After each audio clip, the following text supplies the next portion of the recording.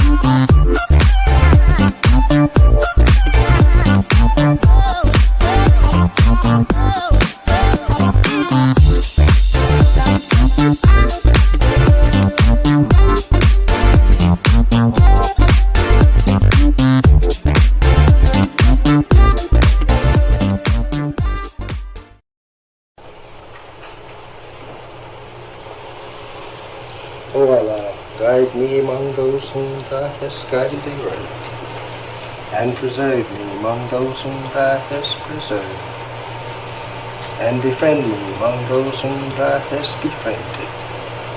Bless me in whatsoever Thou dost grant me, and deliver me from the evil of what Thou hast judged. Surely Thou judges, and none can judge against Thee. And he whom Thou befriendest is not disgraced.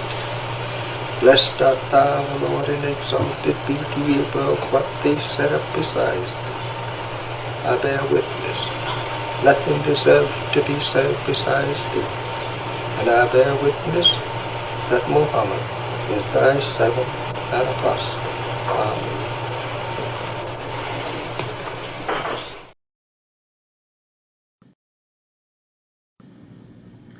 The Honorable Elijah Muhammad, who in my judgment is the master historian, taught us that of all our studies, history is the most attractive, and it is best qualified to reward the researcher. History is most attractive. Why should history be most attractive? Because history is the recorded time of the human family in its struggle to overcome obstacles. There is no life that is without struggle. The Holy Quran teaches us that man, meaning man and woman, is made to face difficulties. And after difficulty comes ease. But it is history that guides us through difficulty. For if you know how people who had difficulty yesterday got through, and if your difficulty is somewhat similar, then today we also can get through if we follow the guidance of history. This is why Carter G. Woodson and many of our black giants fought for black people to know our history. Because in not knowing our history, we don't have a guide. And without a guide, we are lost. No wonder the Bible...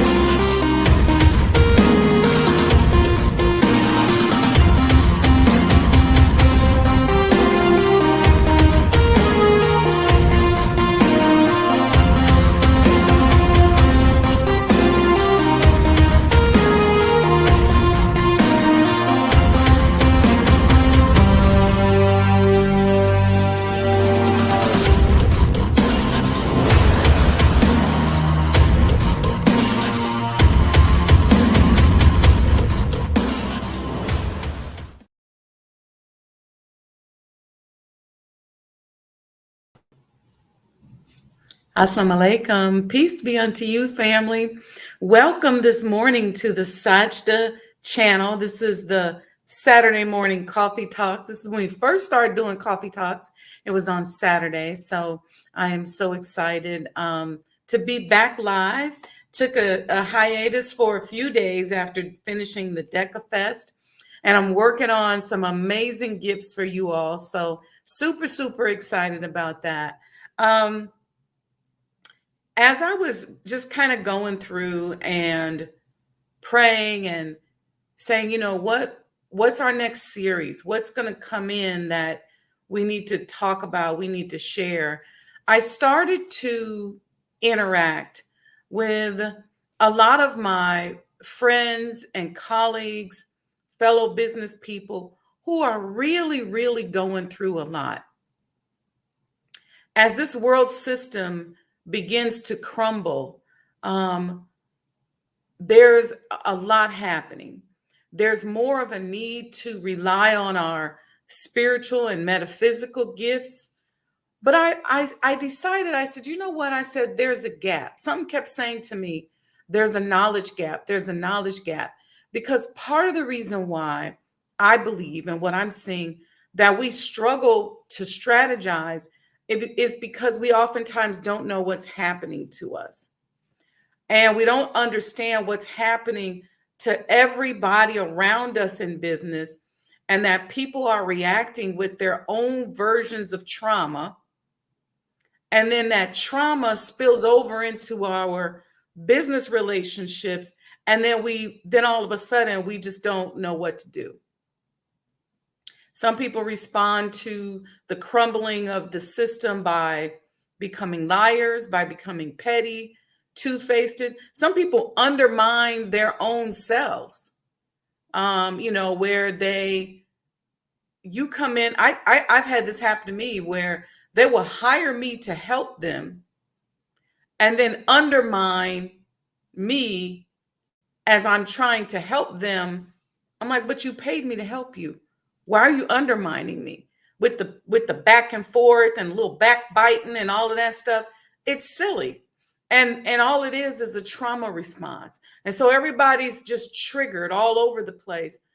And I said, we got to dial it back, become a little bit more strategic, stop being so emotionally reactive all the time, because this is what the mercenaries are counting on.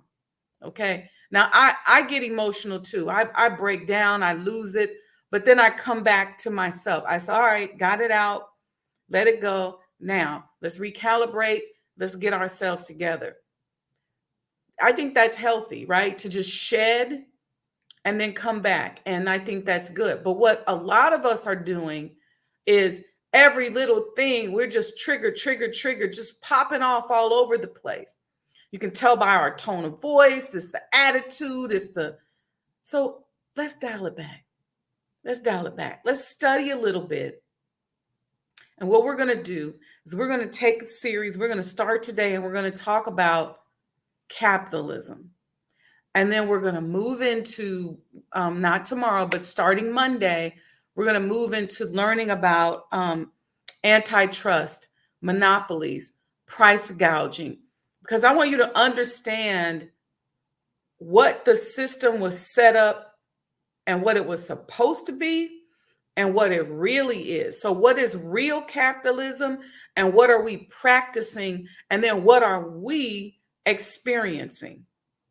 Okay, so we're going to talk about that today, and we're going to talk about the components of capitalism so that as we're navigating through our business, we understand what's happening to us. See, sometimes we get so focused on I just got to get the money so I can, pay some bills. Well, you're an entrepreneur. So you got to understand in totality what is going down with you. What kind of system have you plugged it yourself into and plugged your business into that is generating some of these vicissitudes that you're navigating through? And then once we begin to understand that and see what's going on, we can plan for it. We can strategize for it, right? We can be better about it. And so that's kind of what this knowledge is designed to do. I wrote some things down.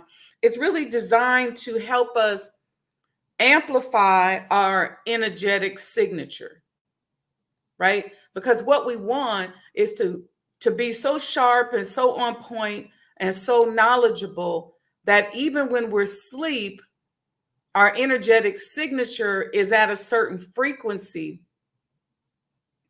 so that we're pulling in whatever it is that we need at all times. It could just be going and grab a cup of coffee and you run into somebody, or and you meet them, or you just experience different energy.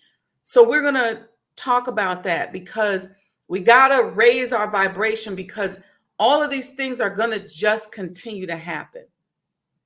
Okay.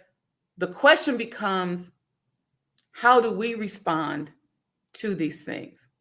How do we expand energetically? How do we become more attractive and more magnetic, right? So that as we gain this knowledge, we start to pull in different strategies, different ways of doing things. A lot of you all are still sitting up all day and you only make money based on the time you put into something. And so we got to talk about that. But we first got to start with the basics and understand the system. Before we do that, I want to just, and I know we've been spending a lot of time on the spiritual, the metaphysical. Couple of things I want to say before we go into this discussion on capitalism. I've been up since 3:00 this morning, just meditating and writing and writing what I was receiving in terms of talking about this to you. I feel like this is really, really important for us to learn and to know, because nation building, building an economy, understanding business, and being able to navigate through it is really the next phase of our freedom movement. See, the phases don't end. We didn't just go, okay, now we know God. Now we got human rights. We have to keep evolving. And, spirituality and vibration and all of that, it's very complicated. It's not like, we're going to just learn a process and then that's it. You got to do more than pray. You got to do more than meditate. You got to do more than read. It's a combination of how you live your life. What kind of person are you? How are you moving and navigating through the world? That's going to create the energy field. What's in your mind? What are you listening to? See, I'm the kind of person, if things start to change, if you bring me, let me say it this way, if you bring me into your life as a coach, first thing I'm going to say to you, what are you listening to and what are you watching?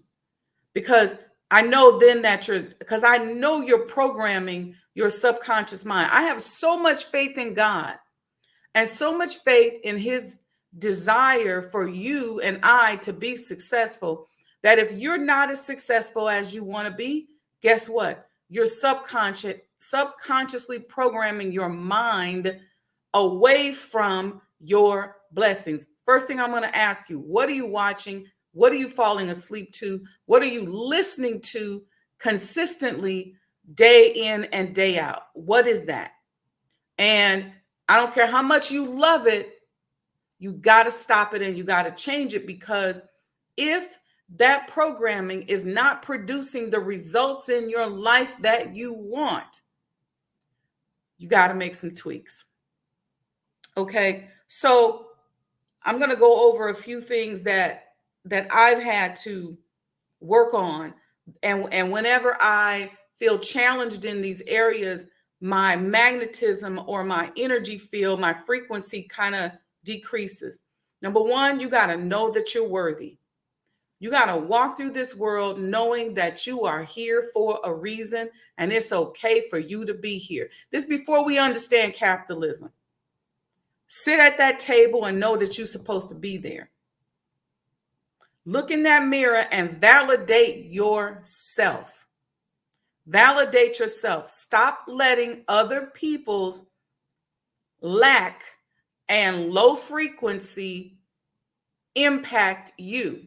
Stop validating the low vibrations, the lack, the scarcity, the fears of other people by allowing their fears to negotiate you out of your position and make you think that you're not worthy. I don't care how your husband act. I don't care how much your wife be cutting up and tripping. I don't care how ignorant your boss is. I don't care how mean your parents are. I don't care how many haters you got. That ain't got nothing to do with you.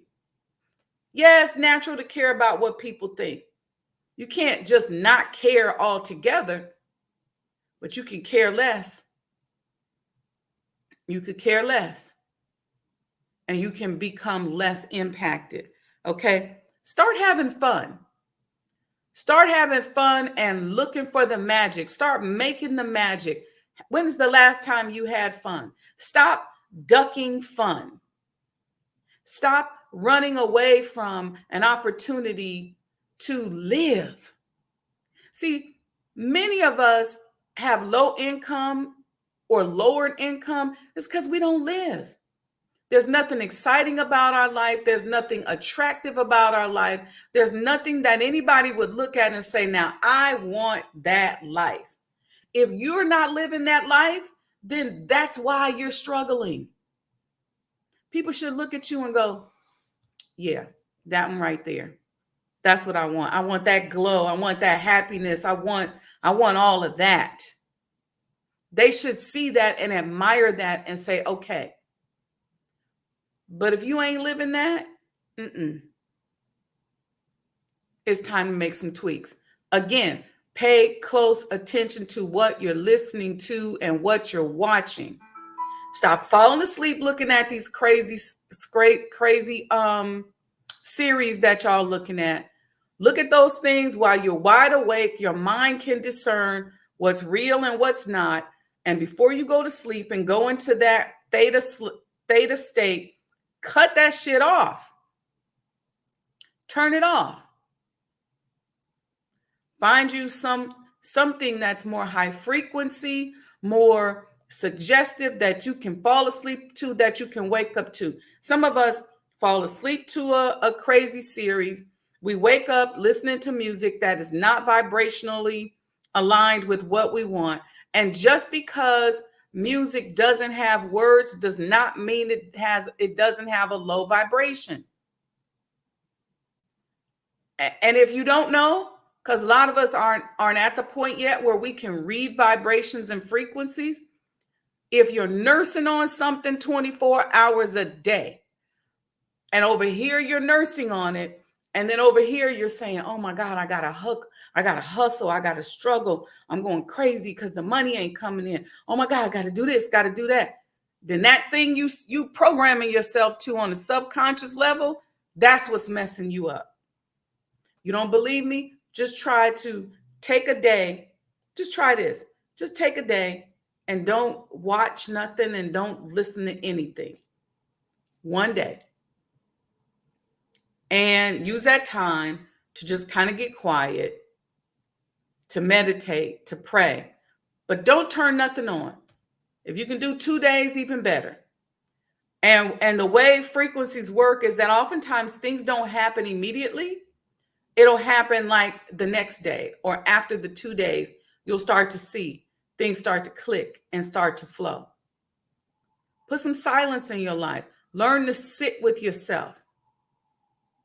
See, part of a lot of our problem, especially those of us that are younger, is that we're not comfortable being quiet or sitting still or being with ourselves. There's always got to be a screen, a TV, some music going. We can't even get in the car and drive anywhere in silence. We got to be fumbling, trying to figure out what's going to be on the radio. We put ourselves in danger when we're driving, trying to change the radio, or we go somewhere in a bad neighborhood and we sitting down in the car, messing around with the radio, and when we really need to be driving off on down the street. Let's see what happens. Just take a day. Give me 2. All right. As we're being happy and creating this magic, what I want us to do is I want us to not be attached to the outcome. See, because if you're a magnet, if you're in love, you are creating that love energy up front, and you're just walking through it. You all probably heard me talk about this years ago. You're creating the emotional frequency up front, and you're going to carry that throughout your day. I heard somebody say it's like being a magnet. The magnet is just magnetizing. It ain't saying what it want to magnetize. It's just being a magnet. Okay? If you're not getting what you want, work on being a magnet. Okay? Expect it. Expect good stuff. Expect your dreams to come true. All right? Now, let's get into this capitalism. I'm going to show you a video, and what I want you guys to take from the video, don't get into judgment. I want you to just understand what capitalism is on a baseline level before you add in anything. I want you to understand this. What is capitalism and what was its intention? And then we're going to come back on the other side of the video and talk about how we experience capitalism, what it is, and how it's being interpreted by the time it trickles down to those of us that are here trying to nation build and uplift our communities. Okay? Couple points I want us to remember. Capitalism was established in response to property rights, meaning land, property, and goods, that people wanted to have the right to sell or trade. Okay? They didn't want a king, an emperor, a dictator, somebody in charge to say, no, you can't have that land. You can't own that land. You can't own that property. You can't own those goods. You can't sell that stuff. So they created this so-called capitalism or capitalistic system that was designed to allegedly protect property rights. We were having a conversation at dinner yesterday about how does being kidnapped and being an enslaved person impact your and my earnings abilities today. It's right here in this establishment of property rights. So as we're playing the video, I want you to think about that. Because when you become the property, you don't have no land, you don't have no goods, and everything that you produce becomes owned by somebody else, that they get to take from you for free, not pay you for 400 years and build up their economy. This is just basic economics. Don't get racial on me. You don't get no money, somebody owe you. Okay? If you go somewhere right now and you provide your goods and services, they don't get to take that from you for free. Well, all of that was taken from us for 400 years, and there's a dollar value attached to that. Okay? Then we went from there into Reconstruction, and immediately we started doing well, creating our own economies, making money. And then what happened? There was white envy that came into the towns. There's a video on my Facebook page that I talked about it. Omaha, Nebraska, Kansas City, Missouri, Chicago, Illinois, Tulsa, Oklahoma, throughout the Carolinas, you name it, anywhere where there began to be a strong Black economy, there was terrorism that began to happen. Okay? So property was stolen. All right? Goods, services, and the ability to be in business for yourself was impacted materially. There is a price for impacting a person's business and affecting the ongoing concerns of their revenue stream. There's a price to that. We talking straight business. We ain't talking race. There's a price attached to that. Anybody in business that understands this knows there's a price. So then after all of that happened, then we go into Jim Crow, where the lynchings and the killings and the murders was happening.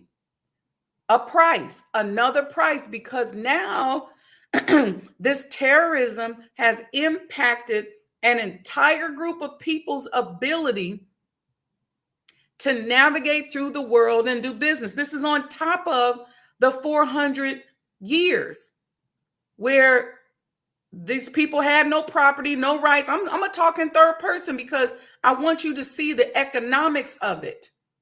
So when you're sitting around going, oh, it's okay. No, it's not. We're owed some money. Somebody owes us some money. If we went to court, we would win the case. We would win the civil suit by a landslide. Okay? Then we go into the drug and crack era, where somebody outside of our community brought these drugs into our community.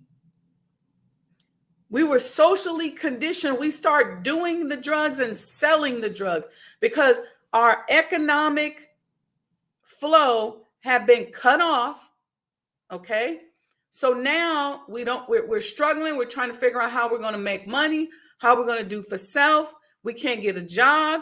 There's all this terrorism that happened. Then you turn around and you say, okay, some of y'all can work in corporate, but it ain't enough jobs. We got a little affirmative action. So you got a whole communities just sitting around not being able to sustain themselves. You introduce crack cocaine into the equation. And what do people do? They start selling crack.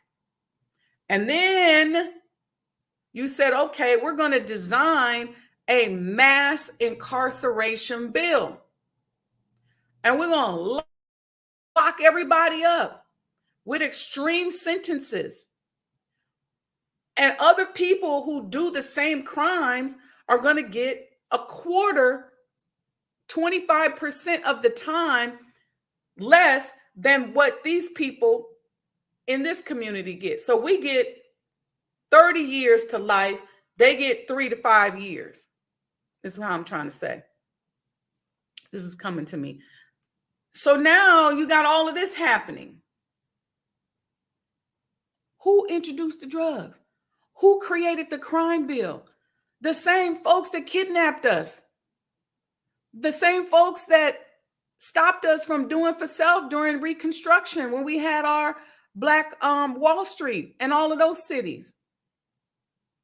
Believe it or not, in 1919, you had cities like Omaha, Nebraska that were flourishing financially for Black people, and they were terrorized. So guess what? There's money that's owed to us. We file a civil suit, there's money. Okay? If people can sue because they don't want DEI to be dedicated to Black people, you can't say funding for Black people. You can't say housing for Black people. You can't say this or that for Black people. We got a whole presidential campaign going on. Ain't nobody talking about the George Floyd bill, but everybody else got one. There's a price. There's money owed. Okay? And so now we're trying to do for self. We're trying to figure this out. We got to understand what happens and what is the system. So the establishment of property rights, land, property, goods that we want to have the right to sell and trade. Okay? What has happened is that capitalism, I'm going to show you the basic definition of it. It wasn't intended for this, but has now become a predatory practice where everybody and everything is for sale. And if you're for sale, then your integrity can be compromised. If you're for sale and you don't even want to be in sale, by very nature of living in this society that we live in, the way it's set up, our integrity is compromised. Because if you got to work a job that you don't like, whether it's as a stripper, a prostitute, selling McDonald's, selling plastic to your people, or whatever it is, if you don't like doing it and you know it's a disservice to our community, but you got to do it because you need money to be able to take care of yourself, then your integrity is compromised. I'm not saying it's your fault. I'm not saying that I haven't experienced that as well. I done worked on jobs before where I'm like, I don't even like doing this, but I got to do it because I got to pay the bills. So we're going to talk about all of that. This is what we're going to deal with in the series. We got to figure out how we move away, okay, from these low vibrational things that we do every day.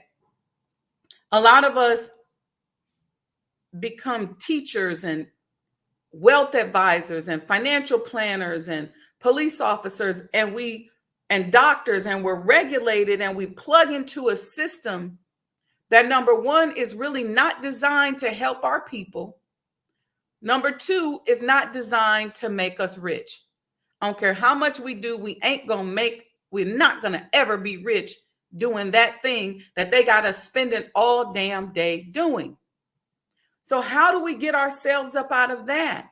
How do we unplug from the matrix, if you will, and figure out how to generate an economic future for ourselves and for our people? Well, in the series I did on the accomplishments of the Muslims, the Honorable Elijah Muhammad talked about the establishment of these property rights and owning land and introducing goods and services into our community. That's where it starts. And so we're going to revisit that during this series. Okay. Also, we have to be in a position where we can support the peaceful collaboration of introducing the goods and services into our communities that our people need.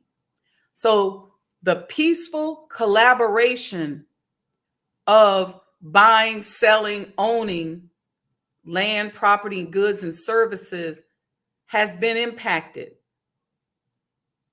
Whether it's impacted by our trauma, in that we can't get along, we don't like each other, we're going through so much, we're scared, we're constantly looking over our shoulder, we're worried, or it's impacted by competition, big box systems that come in and sometimes price gouge, that come in and impact our vendors, that come in and open up big stores and spend millions of dollars on advertising, so our little small business really just can't make it anymore. Sometimes they go to war against us and send mercenaries into our businesses and our organizations. And the mercenaries come in and go back to them with information and take our recipes and all our secret sauce and all of our goings and comings, all our data back to the competition. And then the competition designs strategy and uses it against us. We're going to talk about that because we're going to deal with antitrust, monopolies, price gouging, and how the peaceful collaboration and the peaceful process of introducing goods and services into our community and owning these things have been impacted. This is what is impacting us, and this is what is messing us up. So let's talk about capitalism. Let's learn about it really quickly. And then this will get us set up for the series. I'm going to get to the chat. Let me know in the chat how you feeling, what you're thinking. We're going to talk about that a little bit. But let's first take a look at this video, and then we're going to go over. Let's do this one real quick, though, before. I want you to pay attention. I put this in the chat. To the definition of capitalism.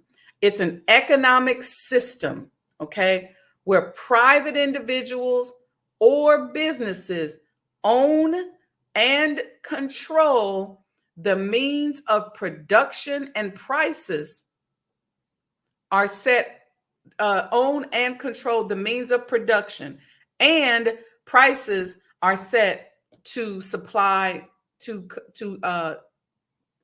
this is a better way to say it. They got this is the definition. I got it from the dictionary. It's kind of discombobulated. Okay. It's an economic system, number one. Okay. That's the first point I want you to remember. Okay. Private individuals and businesses can participate in this economic system. Okay. And those individuals and those businesses can control the means of production. Okay. For the introduction of those goods and services into that system. And the prices are supposed to be set based on supply and demand. That's just the basics of it. Okay. And when we come back after this video, we're going to go into the key characteristics of capitalism, which I've kind of covered a little bit, but I just want us to get this so that as we're not only strategizing in our business, but really so that we have some practical knowledge and understand what in the world is happening. We already know there's trauma. We've acknowledged that, right? But then what's happening with this system? We like to say, oh, America's falling, it's crumbling. But what does that really mean? Many of us know what it means from a biblical standpoint. Many of us know what it means, but we still over here, we still got to eat. We still got to live. We still got to figure out how to be that bottom rail that gets raised to the top. We got to figure out how to rebuild these wasted cities. We got to figure out how to nation build. We got to figure out how to support one another. So let's talk about infrastructure and how we're going to put this system together, or how we're going to take what pieces of the existing system that we like and maybe add some other pieces to it. This is what we've been doing ever since we talked about the accomplishments of the Muslims, talking about how many of you asked me, how did you begin to learn to infuse the teachings into business and economics? Well, this is it. We're getting ready to really dive into it. Okay. All right. So let me get this video. I'm going to stop talking here. It's only 3 minutes. The civilization of mankind can be traced to the establishment of property rights. With property rights, individuals could own land, capital, and goods, and then trade or sell them to others. This economic activity is referred to as the market.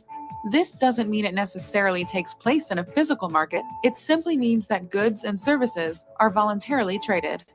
For most of human history, property rights have been limited to those in power. For example, a king or lord had ultimate control over those who lived under their protection. If the king desired beets, farmers were to farm beets. If the lord needed horseshoes, blacksmiths forged horseshoes. Ordinary people had the ability to trade among themselves, but those in power could direct their production if they so desired, or punish those who resisted. The emergence of capitalism changed this. Capitalism is mass production of goods to satisfy the needs of the greatest number of people. Capitalism was revolutionary by recognizing property rights for all, regardless of background and social standing. Under capitalism, even the most vulnerable in society had an absolute claim to their own labor and property. It did not guarantee equality of property, but capitalism eliminated any right by anyone else to infringe upon it. In doing so, capitalism empowered consumers, rather than those in power, to influence what was produced in the economy. This happens via the profit mechanism. If enough people demand a good, and it can be sold for more than it costs to produce, that means the production of that good is profitable. Some of the richest people in the world today have made their money not by appealing to the rich, but by appealing to the masses. Walmart's business model, for example, is geared towards selling goods cheaply to as many people as possible. Critics of capitalism try to condemn it as greed. This is false. Greed and envy are human vices, and they exist in any economic system. What capitalism does is incentivize the production of goods and services that people desire on the market, rather than leaving those decisions to powerful individuals or governments. Throughout human history, we have seen property rights and markets lift billions of people out of poverty. Everywhere in the world, property and economic freedom are correlated with improved quality of life, health, and life expectancy. Capitalism is a peaceful system of collaboration between producers and consumers, and functions by the wants and needs of the greatest number of people. The government plays no role in a truly capitalist system. When the government interferes and forces regulations on producers and consumers, it ceases to be a capitalist system. Capitalism is freedom of consumer choice.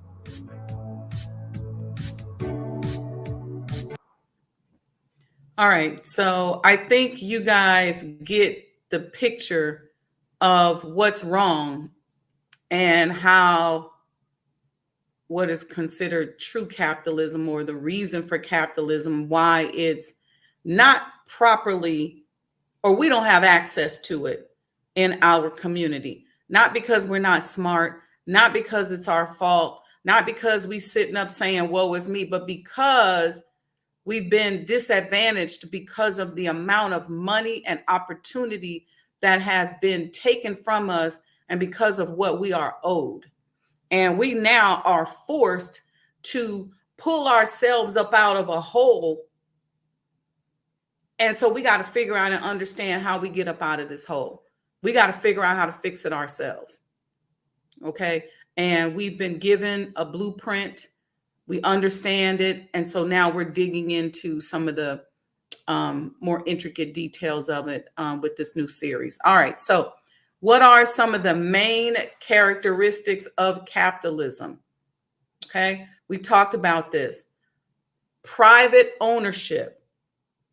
Okay. Private individuals and businesses own capital assets such as factories, mines, and railroads. Again, we talked about it, that for us, this characteristic of capitalism is limited and was denied us for over 400 years. We could not own businesses, own capital, factories, mines, and railroads. There's an interesting concept where there were some plantations that allowed slaves to hire themselves out. Very few. There's a book that I read. There's one of the books, as we continue this series on economics, we're going to go through several because I'm going to give you the state of the future. Then we're going to go back. We're going to study this thing. Okay. So it's going to be a few books that y'all going to have to purchase as well. Okay. But this aspect of capitalism has been taken from us. So when you understand the Honorable Elijah Muhammad, when he built an almost $100 million empire, that the minister told me was a, he either used the word sign or template. I think maybe he used the word sign, and I put template in there. I have it in my notes, but It's a sign, not only of what we can do, but it's a template, in my opinion, so that we understand what happened to us and what we have to do by studying what he did, the factories and the transportation systems, all these things that he was working on setting up. That was for a reason. That's one of the key characteristics of a true capitalistic society. All right, that's private ownership. Let's go to the next one. Let me scroll down here. All right, so now this one's interesting, right? Wages. Labor is purchased for money. Wages and workers do not own the means of production. So wages is a big part and a big characteristic of capitalism. Now let's think about that. You just heard me say that over 400 years of wages was either stolen from us, where we had to work for free, or we were not allowed to work.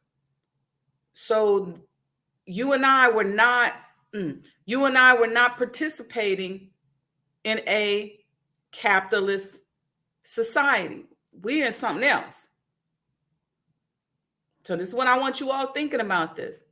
All right. We didn't own the means of production and we weren't getting the wages. Well, what's happening today? There's wage discrimination. There have been attempts after affirmative action to go into DEI, where people would support the focused hiring of Black people, which now has been stopped for the most part. Most of these companies have gotten rid of their DEI programs because of all the lawsuits. I posted a report that my colleagues at FSIC put together, Kevin Kimball. But if you, I'll repost it so you all can see it. But millions of dollars in lawsuits that these people have won just by attacking any fund that says Black owned, key towards Black people, Black businesses, anything. They're wanting it to say minority. Basically, not giving us any special set aside. I believe that that has something to do with why the George Floyd bill has not passed and why we have not even heard our sisters say much about it. At least I haven't. If I'm corrected, please fix that in the chat. If I stand corrected, I'll be corrected, because I haven't heard her say anything about it.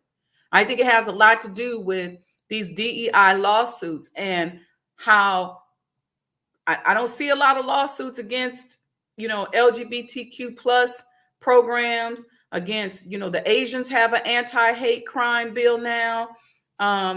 You got money being set aside for Native Americans. You got all of that, but nothing for Black people and what has happened to us over the 400 years. This is just straight economics. You see, we're resilient. We ain't going nowhere. You're not going to be able to kill us. So the best thing to do is to incorporate and fold us in and figure out how you're going to pay us back. We know you ain't got the money.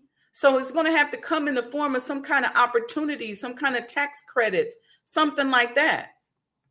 Or unless you just print it up. I don't know. But the point I'm making is that,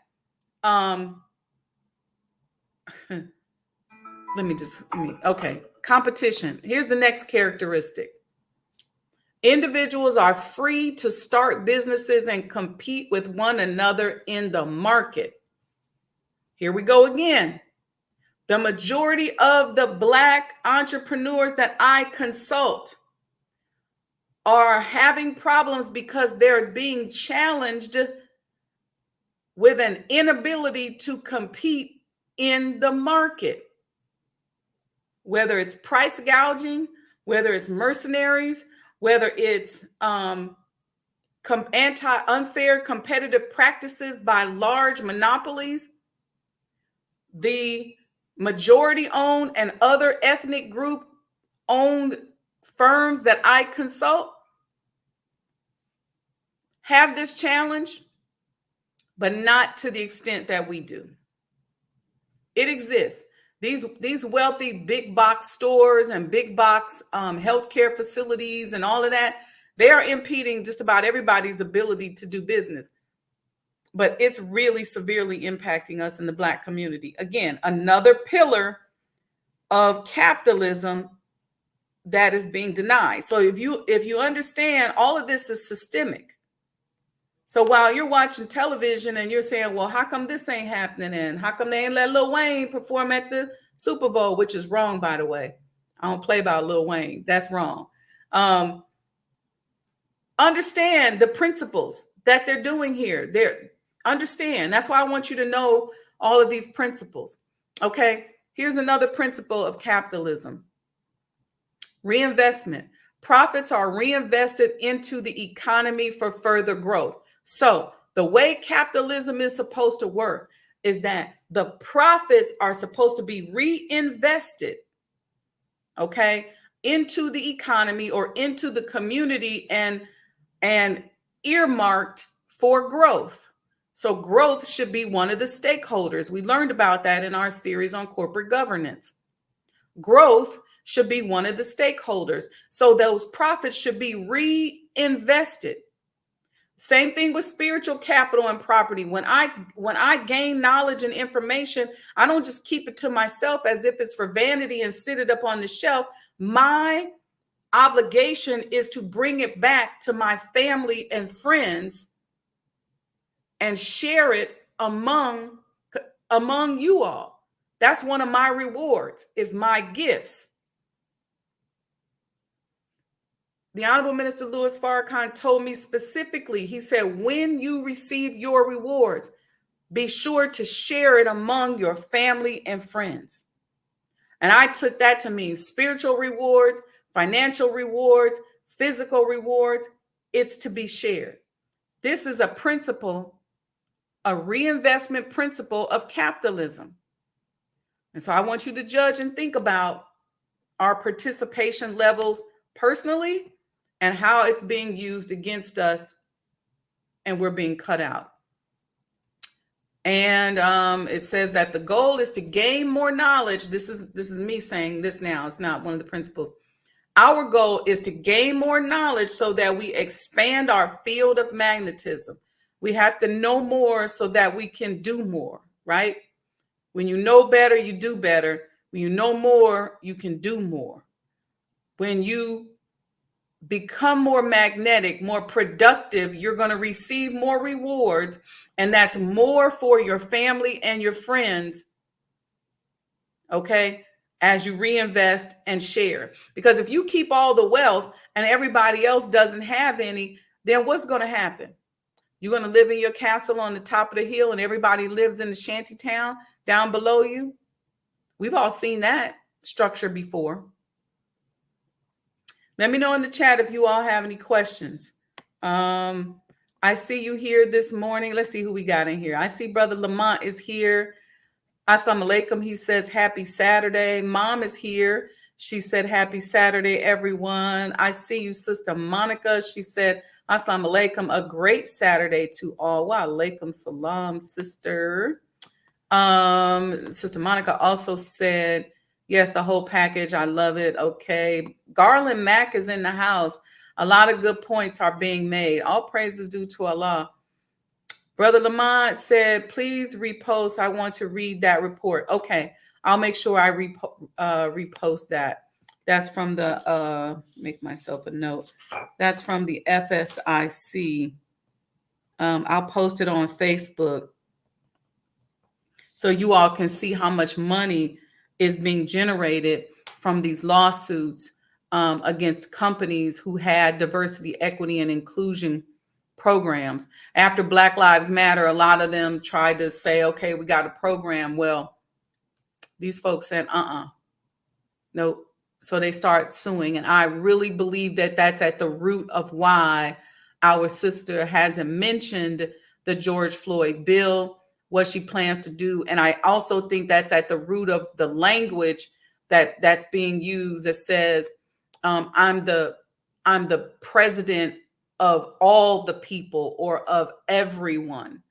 That's code language.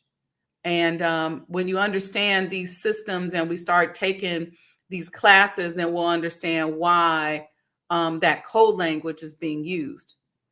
There's also code language people are using saying, I want my children to grow up and not see color. Some things are so silly because God made color. I'm sitting in a room, there's blues, there's greens, there's gold, there's grays. But am I supposed to be colorblind and everything just supposed to just all look the same? There's a reason why we're different and we're different shades. We are just not tapped into the spirituality of who we are and why we look the way we look and what gifts come from our physical stature, our color. Because if we understood what each person and their diversity, if you will, brings to the world, we wouldn't be tripping on color and all of that. But since we don't understand it, then you got some of us who are silly that say, well, I just want everybody to be colorblind. It's just dumb. It's dumb because everybody brings something to the table based on who they are. And if you're secure with yourself and not insecure, then you can be okay with extracting what that person brings to the table without saying to them, well, you know what, try not to be so much yourself. I say to people all the time, I said, if I was putting together a board, and I say this to any corporate company out here, and this is my shameless plug for myself, put me on your board. Because I'm going to bring the corporate knowledge. I'm going to bring the technical knowledge. I got the corporate pedigree, but I'm also going to help you with some spiritual stuff. I'm going to help you with social intelligence. I'm going to help you with emotional intelligence. I'm going to help you with strategic planning. I'm going to help you think. I'm going to help you learn how to put together collaborations so that you are a more collaborative company, so that your business is not impacted by the vicissitudes of the general economy. And you almost have a microcosm within your company. I'm a global thought leader, and that's what I'm going to bring to the table. And I think you should look for more people like that on your boards. Bring us in and pay us, and we can help you. Stop bringing people onto your boards who all think alike, who all look alike, who all act alike, and get a leader who is comfortable enough in his or her own skin that they can support and handle the different gifts that people bring to the table based on the beautiful textures of their personality, their skin color, their vibe, their size, their weight, their upbringing, all of that. That's the beauty of it, not to become colorblind. Everybody just, what are we going to just all be gray people? It's just dumb. Anyway, yes, Brother Lamont, I will repost. Let's see. Then brother says that dollar is sinking. They are now transitioning to crypto, another fiat currency. Yeah, that's a whole nother story. We may cover that a little bit as well. Okay, family. So support the network. You give a love offering. If you got anything out of this today, I'm getting ready to give y'all some master's level information here that can change your businesses and change your life. So give us a love offering. I want to continue to be able to offer this for free. But if y'all don't give a love offering, it's gonna be hard. All right. So go to Cash App, Sajdah Enterprises, or you can Zelle wendy100m@gmail.com. We got some new products coming out. I think I told you all that I was working on the Oud line, which is my fragrance, the Sajdah Ouds. And it is done. We got it finalized yesterday. So inshallah, we'll be rolling it out in the next couple of weeks. It is the fragrance of the gods. Got another tagline, the fragrance of evolution. So if you feel like and smell like an evolved individual, this is going to be the scent for you. And it's unisex. So anybody can wear it because the way it's designed as an oud is that it's just going to adjust to your own personal pheromones. Okay. So we got that coming out. We got some exciting news to give you guys on Sajdah House coming up soon. So stay close. If you want to book me for a private session, do it now. because towards the end of the year, things are going to get really busy. And I don't want to stretch you all out with your sessions if you need coaching or consulting. So just go to book SajdahWendyMuhammad.com. All right. And don't forget your love offering. Let's see. We'll be coming back. I'll talk to you guys. There's opportunities to do sponsorships for Sajdah House. That's going to be ramping back up. We already have a group of sponsors. So there's some things that are already taken, but that window is going to be closing. So I want you all thinking about how you want to sponsor. Come together, pull your resources, community organization or whatever. But we're going to come back and talk about that. I'll make a video so you all can learn more about it. All right, family. Love you all. Peace and blessings. Have a beautiful Saturday. Expect your dreams to come true. Expect love. Expect light. Expect the best. All right. You are worthy and you are loved. And I wish you more goodness than you've ever experienced or imagined. So until Monday, when we continue our economic series, I'll see you all. Assalamu alaikum.